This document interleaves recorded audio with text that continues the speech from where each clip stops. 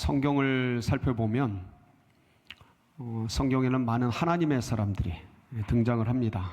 근데 그분들의 면면을 살펴보면 정말 위대하고 엄청난 그런 역사를 이루는 것을 볼 수가 있습니다. 근데 이 하나님의 사람들의 위대한 분들의 공통점이 있습니다. 구약에 등장했던 이 수많은 사람들의 공통점이 신약의 하나님의 사람들에게도 공통적으로 또 나타납니다. 신구약 성경에 하나님의 사람들 속에서 등장하는 이 공통점. 그러면 성경에만 등장하고 말았느냐? 그렇지 않습니다. 교회사를 살펴보면 수많은 별과 같은 하나님의 사람들이 등장을 하는데 그분들에게 나타나는 공통점도 신구약에 나타났던 분들과 동일한 공통점이 나타납니다. 분명히 평범한 사람들이었거든요. 근데 비범하게 돼요. 일반적인 사람이었습니다. 근데 위대하게 됩니다. 이렇게 된 공통점이 뭘까? 자세히 살펴보면 어떤 공통점이 나오냐면 모험을 하더라 이거예요. 자기의 한계를 뛰어넘는 모험을 하더라는 거죠. 아브라함 같은 경우 갈대 우르에서 부르실 때 갈 바를 알지 못해요. 갈 바를 알지 못하는 미지의 세계로 뛰어드는 것, 그게 뭐예요? 모험입니다.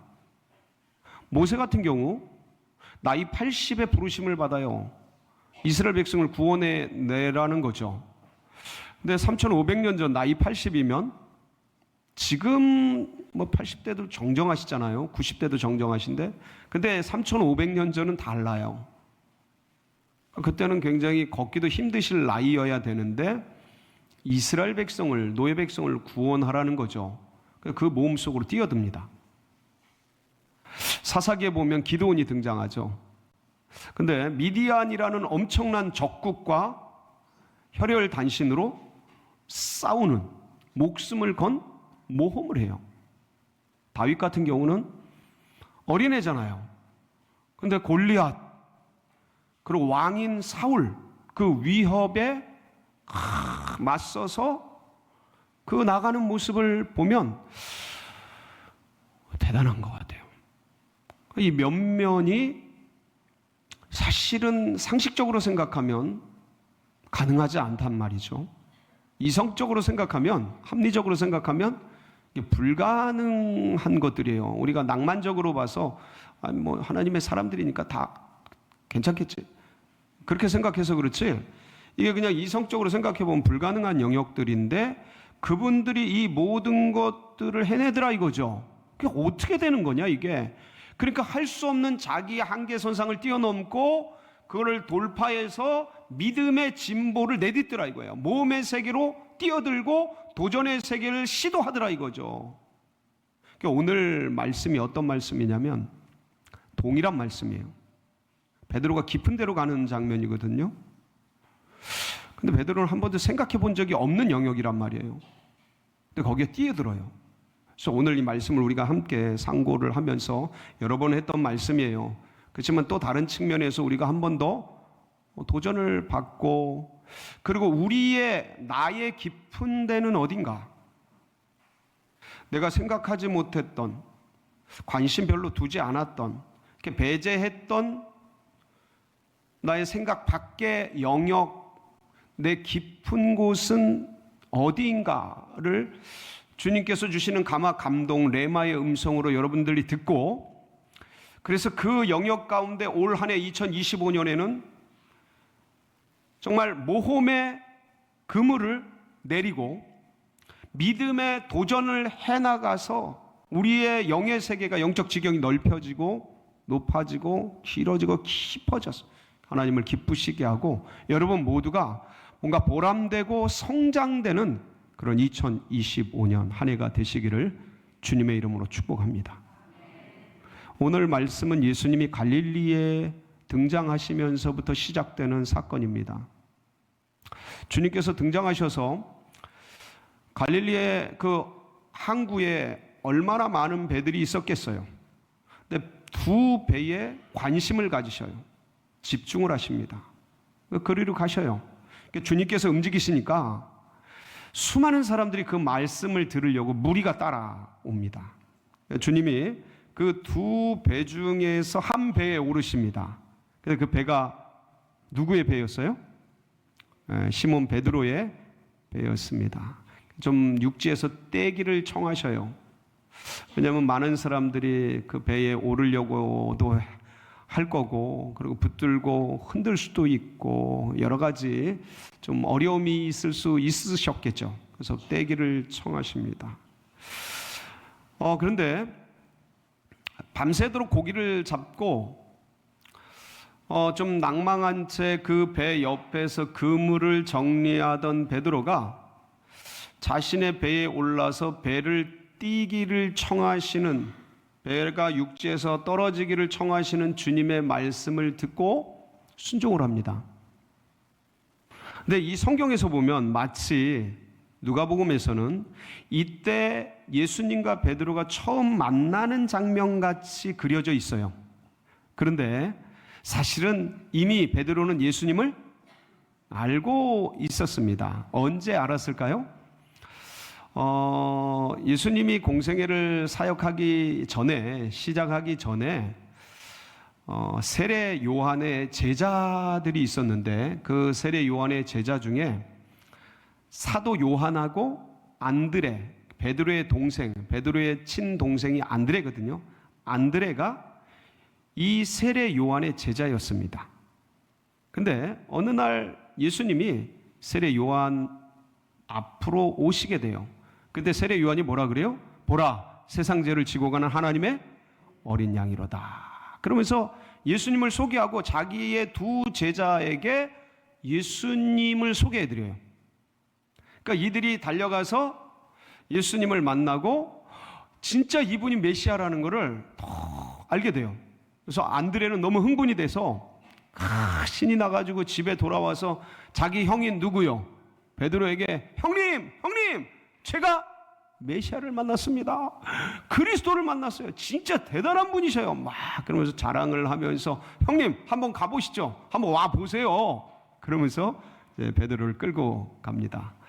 예수님과 만나게 돼요. 조우를 하게 되죠. 엄청난 이게 만남의 축복인데 그러니까 예수님을 만나서 베드로가 인사를 드리고 예수님이 베드로에게 그때 이름을 새로 지어주셔요. 원래 시몬 베드로잖아요. 시몬이 약하다라는 그런 의미가 있어요. 근데 뭐라고 하시냐면 네 이름을 이제 게바라 하리라. 이 게바가 무슨 뜻이냐면 바위라는 뜻이에요. 그래서 그 장면 속에서 이미 이 베드로가 예수님을 만나게 되거든요. 그 말씀을 지금 금방 띄워준 말씀인데 우리가 한번 읽어볼까요? 예, 한번 보겠습니다. 시작. 요한의 말을 듣고 예수를 따르는 두 사람 중에 하나는 시몬 베드로라. 베드로의 형제 안드레라. 그가 먼저 자기의 형제 시몬을 찾아 말하되 우리가 메시아를 만났다 하고, 메시아는 번역하면 그리스도라. 데리고 예수께로 오니 예수께서 보시고 이르시되 네가 요한의 아들 시몬이니 장차 게바라 하리라 하시니라. 게바는 번역하면 베드로라 하고 해서 주님을 거기서 만났습니다. 그런데 동생 안드레는 가정이 없거든요. 자기 혼자예요. 그러니까 뭐 주님을 따르든지 뭐 얼마든지 할 수 있죠. 근데 베드로는 누가 있어요? 먹여 살려야 될 식솔들이 있는 거예요. 가족들이 있는 거예요. 부인이 있고 애들이 있는 거예요. 그러니까 자유롭지 못하죠. 그리고 생활에 매여 있잖아요. 생활에 매여 있고 당장 나가야 된단 말이에요. 일 나가야 된단 말이에요. 그러니까 주님을 만나는 어떤 새로운 극적인 만남이 있었지만 그러나 삶의 분주함, 어떤 생활의 일상생활의 어떤 그런 바쁨 속에 잊혀지면서 고기잡이 속으로 그렇게 떠나가게 된 거였죠. 이렇게 그런데 그 예수님이 만났던 그 예수님이 누구의 배에 올라온 거예요? 자신의 배에 오르게 된 거예요. 그러면서 말씀을 이런저런 말씀을 하시게 됩니다. 근데 이때 베드로 상황이 별로 좋은 상황은 아니었습니다. 밤새도록 고기를 잡았는데 잡았어요? 못 잡았어요? 못 잡았어요. 자기가 그래요. 나중에 예수님 말씀하실 때 우리가 밤이 새도록 잡았지만 고기를 잡은 게 없는데 이런 말을 해요. 그러니까 자기의 영역이란 말이죠. 이 갈릴리는 여기서 고기잡이를 하고 그리고 여기서 이것을 통해서 생활을 하고, 그러니까 어느 때에 어느 날에 어느 때 어느 고기가 나오는지까지 빠삭하게 아는 사람이에요. 전문가거든요. 그러니까 그 계통에. 그러니까 체질화되어 있고 그런데 그날따라 잡혀요, 안 잡혀요? 참, 그물을 던지면 뭐라도 잡혀야 되는데 안 잡히는 거예요. 정말 내 영역에서, 내 전공 영역에서 내가 가장 잘 알고 노하우가 있고 경험이 있고 뛰어났던 그동안의 모든 업적이 있고 했는데 아무리 해도 안 잡히는 겁니다. 여러분, 이런 거를 뭐라 그러냐면 인생의 밤이라고 합니다. 뭐라고 해요? 인생의 밤. 밤새도록 잡는데 분명히 돼야 되는데 안 되는 거예요. 있는 힘을 다해서 밤새도록 그물을 내리는데 잡혀요, 안 잡혀요? 안 잡히는 거예요. 모든 노력을 다 하는데 안 되는 거예요. 이런 인생의 밤이 찾아와요. 참 신기해요. 인생은 그동안 잘 됐거든요. 별일 없었거든요. 잘 먹고 살아왔어요. 잘 됐거든. 근데 안 되는 때가 있어요, 없어요? 있어요. 인생의 광야. 여러분, 이런 때를 하나님이 부르시는 시간이라고 하는 겁니다. 뭐라고 한다고요? 그러니까 내 인생의 밤, 내 인생의 광야. 그러니까 어렵고 힘들고 어떤 면에서는 결핍이 되고 가난해지는 상황, 마음이 가난해지고 상황이 가난해지고 나의 한계 가운데 딱 부딪혀서 분명히 이게 돼야 되는데 안 되는, 꼼짝달싹 못하는 그 한계 상황, 그게 하나님이 부르시는 창이고 하나님의 부르시는 때라는 거예요. 물론 이때 하나님의 소리를 듣지 못하고 좌절되고 낭망하고 우울에 빠지고 넘어지는 사람들도 있습니다. 그런데 이 인생의 밤, 인생의 광야 속에서 이때가 하나님의 부르시는 때로 눈을 열고 주님의 부르심을 향해 나아가면 하나님의 놀라운 역사가 일어나는 줄 믿으시기 바랍니다. 그러니까 이런 때 거기서 주님이 배에서 말씀을 전하시는 소리가 들리는 거예요. 인생의 밤 때, 인생의 광야 때에 그동안은 생각해보지도 않았던 교회 한번 가볼까? 이런 생각이 드는 거예요. 인생의 고단함이 찾아오고 느닷없이 어떤 한계에 부딪힐 때 기도 한번 해볼까? 기도원 한번 가볼까? 이런 생각이 드는 거예요. 주님이 부르시는 소리죠. 그러니까 베드로는 자기 배 위에서 말씀을 도란도란 전하시는 그 소리가 귓전에서 막 들려왔을 거예요. 공허하고 힘들고 허전한 그 마음 가운데 이 말씀들이 들려왔을 겁니다. 여러분들, 인생의 밤을 걷고 계신 분이 계신가요? 인생의 광야에 던져져 계신 분이 있으신가요? 여러분, 그것이 기회가 돼서 하나님을 깊이 만나는 은혜가 있기를 바랍니다. 하나님의 역사의 때에 여러분이 나아가시기를 축복합니다. 베드로는 그때 예수님이 이제 말씀을 정리하시고 베드로 보고 뭐라 그러냐면, 저 깊은 곳에 그물을 내려서 고기를 잡아라 라고 말씀을 하셔요. 근데 이때 이게 순간이거든요. 찰나의 순간이에요. 이게 말씀을 하시고 베드로는 그 순간, 찰나의 순간에 어떤 판단을 해야 돼요. 할지 말지.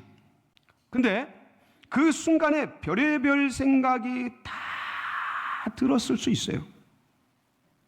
아마 처음엔 자신의 귀를 의심했겠죠. 왜냐하면 예수님이 이 갈릴리 바다를, 베드로 생각에 이 갈릴리 바다를 베드로 자신보다 더 잘한다고 생각했겠어요? 모른다고 생각했겠어요? 베드로가 당연히 모른다고 생각을 했겠죠. 왜냐면 예수님은 목수 출신이시고 말씀을 전하시는 랍비시잖아요. 그런 분이 어부에 대해서 뭐를 알고 바다에 대해서 뭐를 알겠어요? 어느 때 어떤 날에 몇 시에 무슨 고기가 어디에 모이는지 나오는지 그런 걸 구체적으로 어떻게 알고 계시다고 생각이나 할 수 있겠어요? 베드로 입장에서. 주님은 전혀 모르시는 분이 나보고 고기를 잡으러 깊은 데로 가라고? 여기서 이제 보면 이 깊은 데로 모험을 한, 도전을 한 이 장면이 어부를 사도로, 일반적인 사람을 비범한 사람으로, 그냥 평범한 인물을 위대한 인물로 바꾼 도약이었다는 거죠. 자, 그렇다면 나의 깊은 곳은 어디인가? 내 깊은 곳은, 그러니까 제가 좀 아까도 이제 말씀을 드렸는데, 여기 이제 많은 분들이 좀 뭐라 그럴까, 좀 조신하시고 좀 안정형이시고 그럴 수 있잖아요. 뭐 그런 분들이 생각할 때 나의 깊은 곳, 내가 이렇게 배제하고 생각지 못하고 그러니까 관심 두지 않는 그런 영역이 어디일까? 저는 영적으로는 그냥 생각해 보면 저는 성령 세례, 은사, 방언 이런 쪽. 그러니까 나의 성격하고는 좀 안 맞아. 이거는 좀 너무 과격한 영역인 거예요. 나는 그냥 조용. 그러니까 통성기도, 방언기도,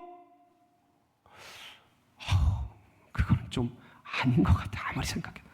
혹시 이제 그렇게 배제해 뒀거나 관심 갖지 않았던 영역 중에 영적인 영역이 그런 영역일 수 있는 거죠. 여러분, 깊은 곳에 그물을 내려 보시기 바랍니다. 거기 엄청난 고기들이 있어요. 이건 하나님이 몰아주시는 거예요. 거기 고기들이 있었던 게 아니고 하나님이 몰아주시는 거라니까. 이 그물에 안 잡히는 거라니까. 근데 주님이 몰아주시는 거죠. 할렐루야. 그래서 살다 보면 이게 이 시대는요, 크리스찬들이 그냥 교회 주일날 한번 이렇게 와서 예배 드리는 거로 이제 만족하거나 그걸 편안해하는 그런 분들이 상당히 많으셔요. 그런 분들에게 전도, 선교, 이거는 아주 산 골짜기죠. 깊은 곳이죠. 진짜 심해져, 심해. 내가 전도를 해?